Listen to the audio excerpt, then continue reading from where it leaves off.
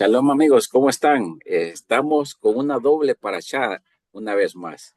La parashá 32, Bear, en el monte Sinaí, y la parashá 33, Bejucotai. Confía en mis estatutos, a eso se refiere más o menos. Pero como siempre tenemos a nuestro invitado especial, el rabino Juan Pablo Osandón. ¿Qué tal, rabino? ¿Cómo está? Muy bien, Rudy, muchas gracias. Saludos a todos los que nos siguen semana a semana y efectivamente, una vez más, tenemos doble para allá, la tercera de este año, y de las cuatro que vamos a tener en total lecturas dobles a lo largo de este año. La próxima ya va a ser por el mes de julio, ya llegaremos hasta ese punto. Ok, de acuerdo. Rabino, esta parashá 32, Bear, en el monte Sinaí, hemos hablado varias veces que Moisés tuvo encuentros ahí con Dios, que Dios conversó con Moisés por mucho tiempo. Bueno, comenzó desde la zarza, ¿verdad? Ardiente, los 40 años en el desierto, en el Sinaí, pasó hablando Dios con Moisés, Rabino, hasta que murió. O sea, Moisés tuvo un papel muy fundamental como ninguno otro lo ha tenido, ¿no? Y aquí nos encontramos con esta parashá Bear en el monte Sinaí y suceden otros mandamientos, ¿verdad? Pero que en esta vez vamos a hablar o abordar temas como la Shemitah, el año sabático, cuando a la tierra se le debe dar un descanso, ¿verdad? Así como nosotros, las personas, se nos pide también que tomemos descanso después de tanto trabajar, pero también habla de perdonar las deudas y todo aquello relacionado con la compra y venta de tierra, ¿verdad, Rabino? A eso se refiere toda la parashá 32, Bear. Sí, exactamente. Está muy bien como vos decís. Tiene más que ver con el tema de la tierra, de las propiedades, así como el ser humano descansa una vez cada 7 días en Shabbat. La tierra descansa una vez cada 7 años en lo que la tradición judía llama las leyes de Shemitah.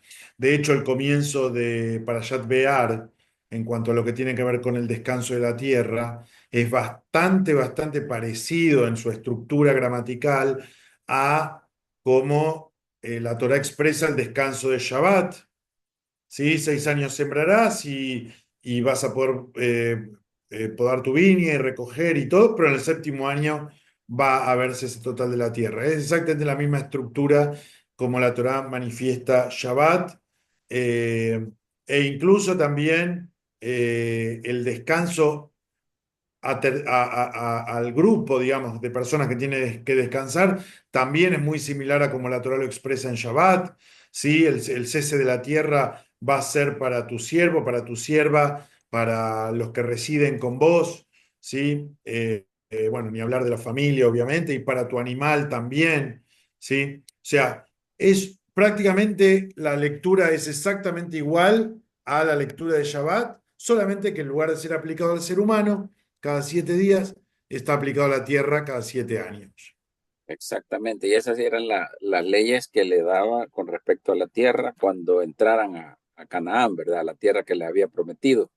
Cada 7 años, al igual, como usted lo dice, al igual que a las personas se les pide descansar, se les pide también que se le dé descanso a la tierra.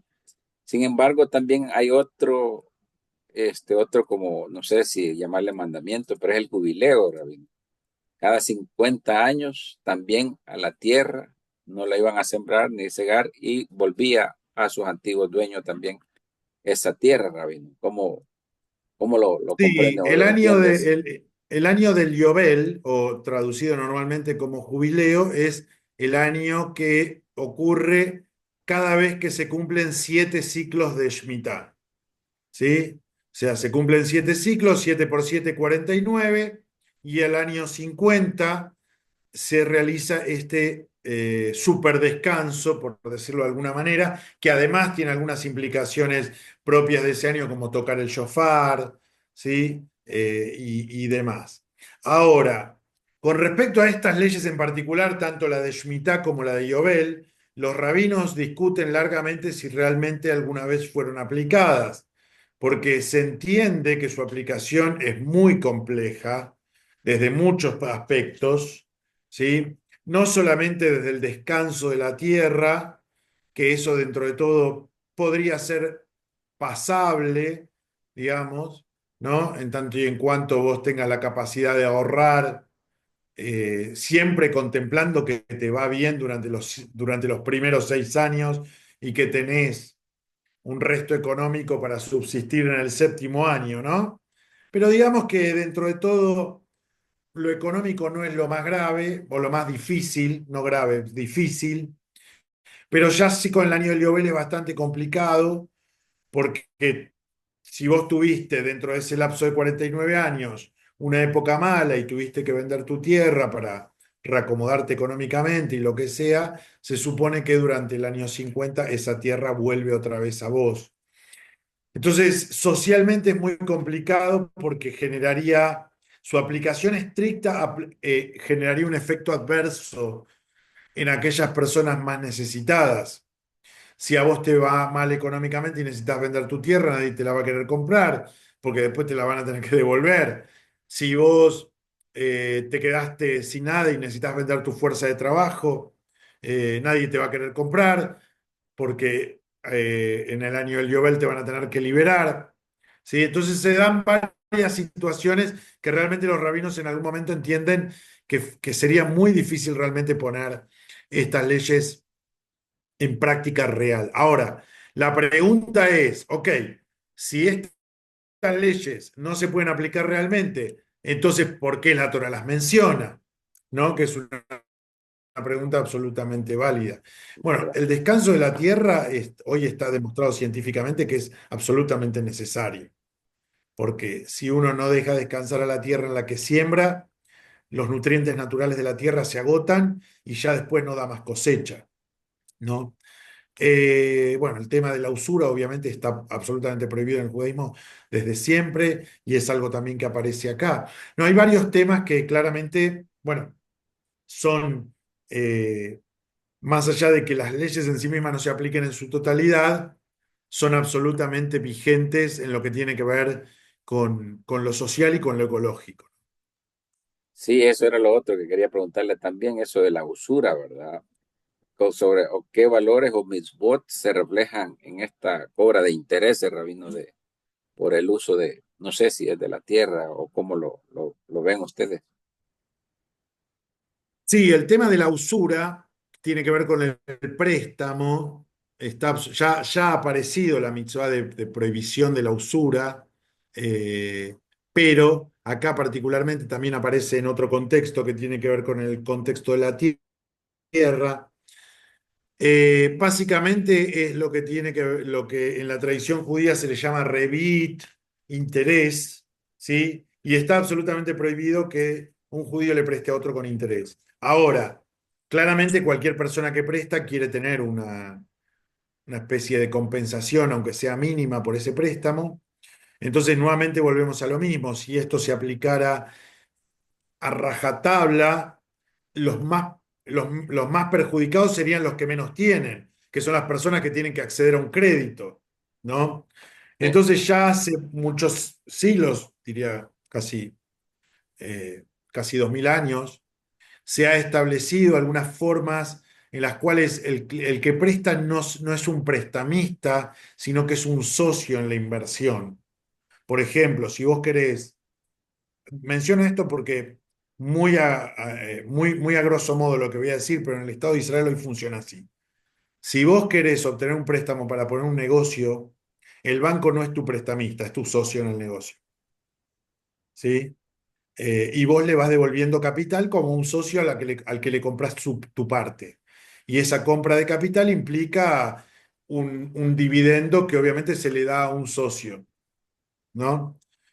Son mecanismos para evitar justamente esto que yo mencionaba antes, que en definitiva, si no se hiciera así, el más perjudicado sería el que necesita, porque el que le sobra la plata, en todo caso, si no la presta, la invierte en otra cosa. Eh, pero bueno, así es en un panorama muy amplio como hoy se maneja esta situación. ok. Y también leía, rabino, que aquí en uno de los versículos dice que la tierra no se podía vender a perpetuidad porque mía es la tierra, dice Hashem. ¿verdad? Y ustedes son peregrinos y moradores en la tierra, nada más. Entonces no tenían que aprovecharse de ella. Pero o cómo lo comprenden ustedes esa frase que mía o de Hashem es la tierra, o mía es la tierra? Bueno, en general, creo que en algún momento lo hemos hablado, absolutamente toda la tierra del mundo es de Dios y quienes viven y no viven en esa tierra es decisión de Dios. Eh, y desde ese punto de vista, la tradición judía entiende que la tierra es de Dios, que Dios nos la ha dado, eh, y obviamente, bueno, eh, entendemos que todavía seguimos teniendo ese derecho de posesión, porque si no fuera así, eh, ocurriría como dice la Torá que le ha pasado a los cananeos, que la tierra los vomitó, ¿no? Como que la Sí, propia tierra genera situaciones que te expulsan de la tierra. Bueno, hoy en día el Estado de Israel, que es el que administra esa tierra, más allá de los conflictos propios de una situación limítrofe que todavía hay que resolver, eh, no le va mal como Estado, y justamente está muy lejos de ser vomitado por la tierra, ¿no? sí. Bueno, esta para allá, la Beat, Rabino, es la más corta, me parece, de todas, con que todo lo tiene un Bastante capítulo. cortita, sí, es verdad. No es la más corta de todas, pero sí es bastante cortita, sí. Ok, bueno, para ir resumiendo esta para allá, podríamos decir, Rabino, que la Shemitah nos recuerda la importancia de desconectarnos, ¿verdad? De renovar y de confiar de que no todo depende de nuestro propio esfuerzo, sino que hay que Exacto. darle una parte a Dios, Rabino. Exactamente, exactamente. Y saber parar a tiempo, ¿no? Creo que ese es el gran mensaje, saber parar a tiempo para recargar pilas, para saber cuándo, si no paramos, los recursos se van a agotar y ya no va a haber forma de reiniciar el ciclo de lo que sea en nuestras vidas, ¿no? Creo que, como dije antes, más allá de que estas leyes se hayan aplicado no realmente, hay un mensaje implícito, pero que sale y se hace explícito cuando uno lo aplica a su vida diaria, ¿no? Exactamente, y veo también que la Torá toma en cuenta mucho la sostenibilidad o el medio ambiente, Sí, por de no supuesto, sobreexplotar los recursos naturales, ¿verdad? totalmente, Promueve una totalmente. economía más solidaria y justa porque le dice hasta el sexto año vas a trabajarlo, el séptimo año y deja los frutos, ¿verdad? Y yo te voy a bendecir hasta el octavo año. Bueno, lo que pasa es que esto está asociado a algo tan básico como el momento de la creación. Cuando Dios le dice a Adán que puede dominar la tierra, no quiere decir que pueda hacer cualquier cosa con la tierra. Quiere decir que tiene poder sobre los recursos naturales, pero que obviamente deben ser cuidados porque el propio Dios le dice, mirá que si destruís esto que yo te estoy dando, después nadie lo va a poder reparar, ¿no? Los recursos en el mundo son limitados, hay que cuidarlos. eh, Quizás es una falla que todavía no hemos podido lograr como humanidad, ¿no? Sí, me parece muy bueno, muy atinado esta parte de cuidar nuestro medio ambiente. Pasamos a la siguiente para allá, Rabino Bejucotay, la última de Vallicrá. Y esta me parece que está muy interesante también, Rabino. Tiene que ver con las bendiciones por obedecer los mandamientos, Rabino. Dice el versículo 3 del capítulo 26: si anduvieres en mis estatutos y guardares mis preceptos y los cumplieres, yo os daré vuestras lluvias a su tiempo para que la tierra dé su producto y el árbol del campo rendirá su fruto. ¿Esto cómo debemos de verlo, Rabino? ¿Como una recompensa o cómo? Sí, porque realmente a Dios no le, pienso, ¿verdad? No sé si a Dios no le interesa que nosotros cumplamos, sino que más bien los interesados somos nosotros en cumplir estos mandamientos para que nos vaya bien, Rabino. Bueno, tiene que ver un poco con eso, ¿no? Con no solamente lo que cualquier persona adulta sabe que el mundo no funciona necesariamente de una manera tan exacta de que si yo hago las cosas bien, exactamente mañana me va a ir bien, y si yo hago las cosas mal, mañana me va a ir mal. Cualquier adulto que haya más o menos vivido y tenido algunas experiencias en su vida sabe que hay gente que es buena y a veces le va mal, que hay gente que es mala y a veces le va bien, por lo menos de lo que se percibe exteriormente, porque después también obviamente hay cuestiones de la vida privada que uno nunca conoce, ¿no?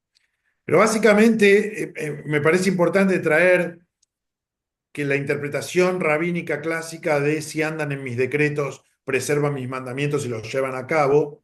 Muy resumidamente, esto se interpreta como el estudio de la Torá para ponerlo en práctica. ¿Sí? Muy resumidamente. Eh, y entonces, en ese sentido, a lo que yo creo que podemos apuntar de manera general es, si tenemos Torah en nuestra vida, vamos a sentir más cerca la presencia de Dios. Si no tenemos Torah en nuestra vida, es mucho más difícil sentir la presencia de Dios, ¿no?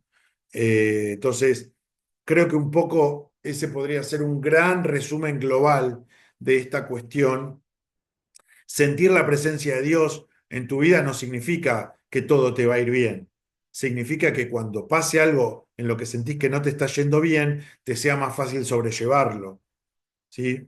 Porque la cosa no funciona de entonces yo hago todo por Dios y Dios me da todo, porque si no, no sería Dios, sería algo más parecido a un muñeco de vudú o algo así, y Dios no funciona de esa manera, ¿no?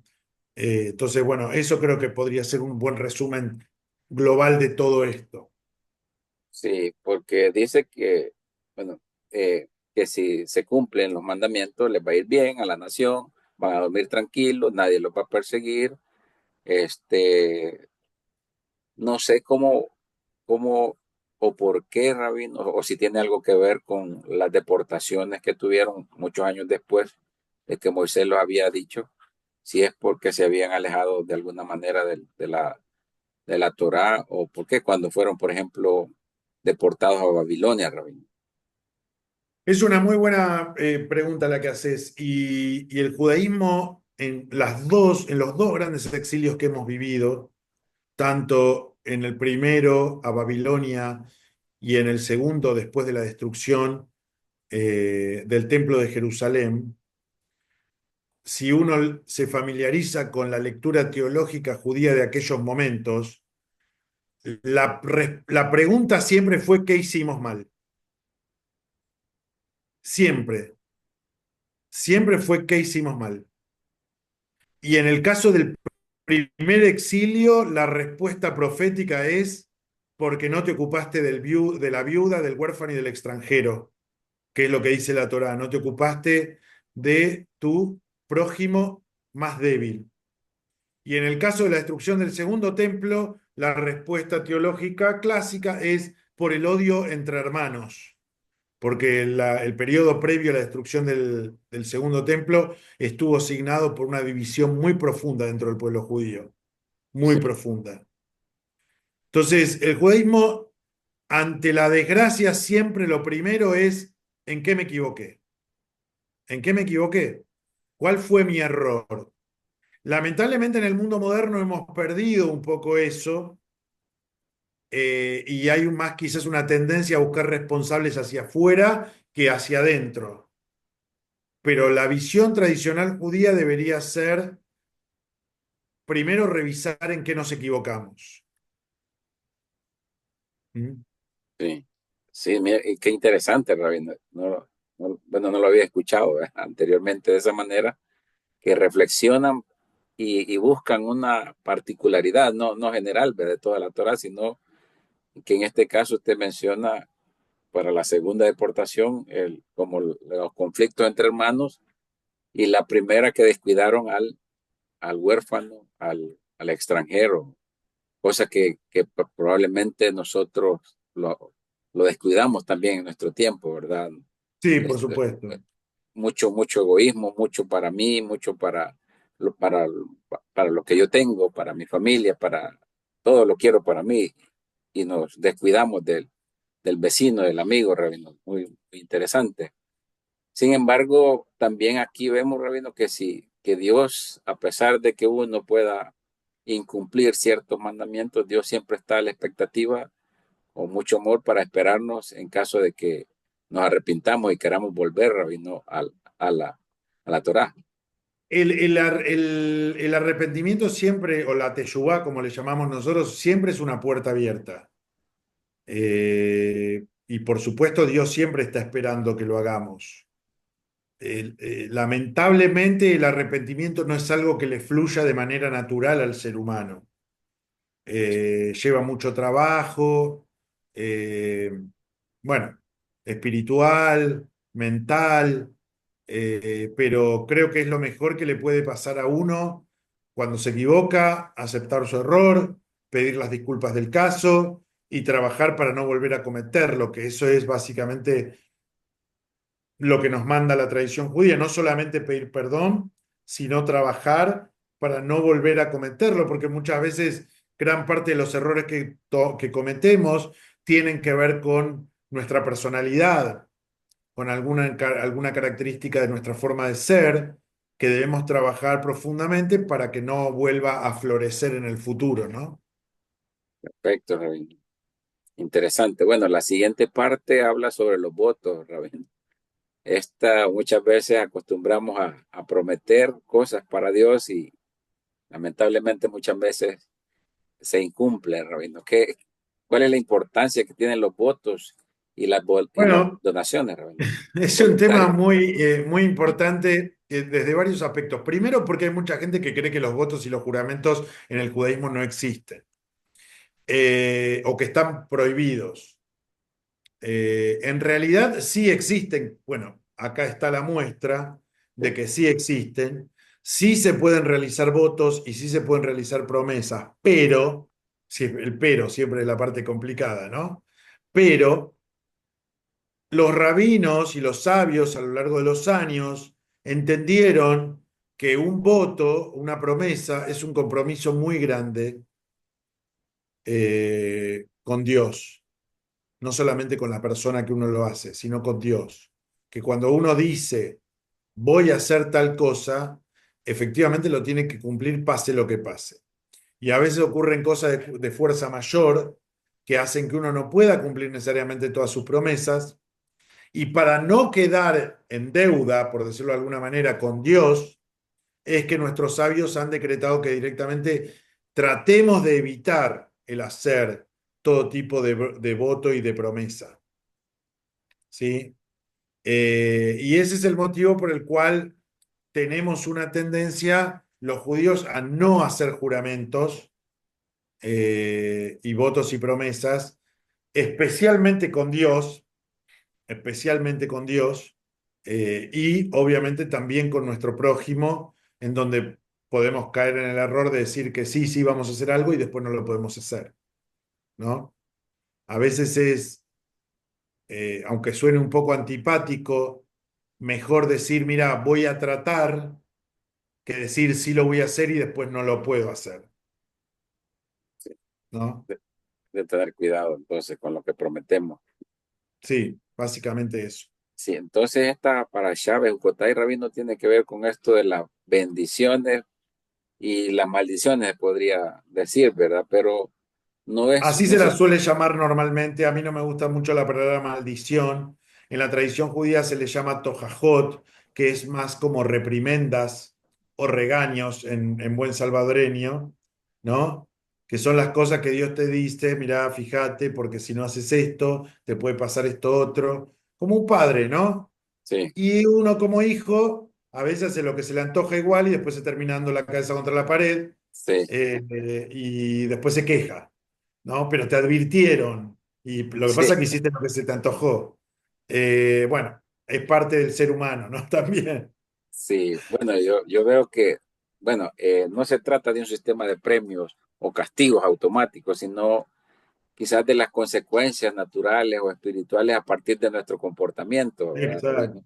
exacto, Y me exacto. llama la atención porque la Torá enfatiza que haya un sistema de principios éticos y espirituales para que vivamos una vida en sociedad más justa, ecuánime y tranquila, ¿no, Rabino? Exactamente, Porque exactamente. Un poco de eso se trata. Y bueno, eh, digamos, hacia ahí es que tratamos de ir. Lamentablemente todavía no hemos logrado crear sociedades totalmente justas. En todo el mundo, en toda sociedad, en todo país, siempre hay gente menos beneficiada que necesita a veces de ayuda y no todo el mundo está para ayudar. Bueno, es algo que no debemos perder de vista, ¿no? sí, también me llama la atención que hay esperanza en esta parasha. Veo que a pesar del que estemos en esta situación de reprimenda o de castigo, siempre hay esperanza de que Dios no abandona a su gente, a su pueblo, sino que ahí No, está esperándonos. en la tradición judía, todo futuro siempre va a ser mejor. La esperanza es una característica fundamental de nuestra teología, y esta idea de que al revés del dicho popular de que todo pasado fue mejor, en el judaísmo siempre todo futuro va a ser mejor. A veces uno, cuando mira simplemente la fotografía de la actualidad, puede ocurrir que lo sienta lejano, que lo sienta difícil, pero no podemos perder esa guía, digamos, ¿no? Porque es muy importante para que no se desmorone para nosotros. Sí, también veo que esta parashá en particular nos enseña que siempre podemos retornar, reparar y comenzar de nuevo, ¿no, Rabino? Porque nos podemos meter en conflictos sin querer, queriendo, como decimos, pero ahí está siempre la esperanza de que Dios está dispuesto a brindarnos la mano, a ayudarnos, pero así como usted dice, ¿verdad? Siempre el futuro va a ser mejor. Con esto que ya podríamos cerrar la parashá, Rabino. Exacto, Rudy, excelente mensaje para finalizar, me parece. Bien, sí, yo creo que sí. Es de buscar vivir con integridad, cumpliendo y asumiendo eh, nuestros compromisos, nuestras responsabilidades para con las demás personas. Y yo creo que en Exacto, ese sentido la Torá nos insta a vivir en comunión, perdonando, no afectando a los demás, sino al contrario, ayudándole a las demás personas. En ese sentido la Torá nos hace más humanos y más sensibles para con los totalmente, demás. totalmente, totalmente. Y bueno, y estamos terminando el libro, Sí, como dijiste al comienzo, con esta doble lectura. Ya después comenzaremos con el libro de Bemidbar, en el desierto, el cuarto libro de la Torá. Y bueno, ahí también tenemos mucho para extraer desde una perspectiva diferente. Este libro fue quizás más ligado al trabajo en el templo y a cuestiones más quizás ligadas a lo ritual duro, ¿no? Pero bueno, Bemidbar nos trae muchas historias muy interesantes de las cuales sacar ricos mensajes, así que ya en las próximas semanas estaremos abordando y sumergiéndonos en cada una de ellas. bien, entonces nos vemos en el próximo libro, Pandit Barroin. Exactamente. Laila Top para todos y Shalom. Shalom a todos.